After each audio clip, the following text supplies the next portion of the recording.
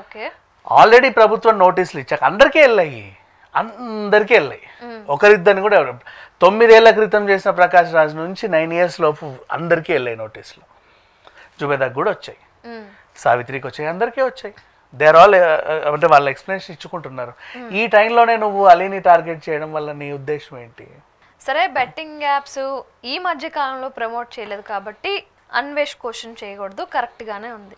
మరి గవర్నమెంట్ ఎందుకు ఎప్పటి నుంచో బెట్టింగ్ యాప్స్ని ప్రమోట్ చేసి, వాళ్ళు కూడా ఒక పీరియడ్ ఆఫ్ టైం ఉంటుంది, ఆ టైంకి ఆపేసే ఉంటారు కదా.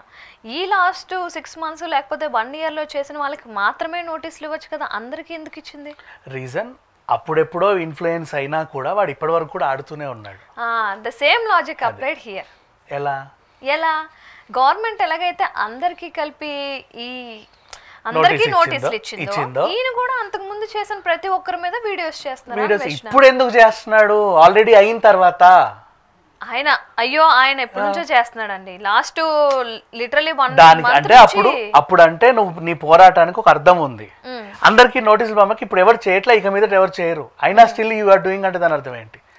నువ్వు అప్పుడెప్పుడో చేసావు అని మళ్ళీ టార్గెట్ చేసి ఓసారి నిన్ను ఓసారి నన్ను అనడంలో అర్థం ఏంటి? అది ఇప్పటికీ కాదు, నీకు ఇంకా అర్థమయ్యట్ల.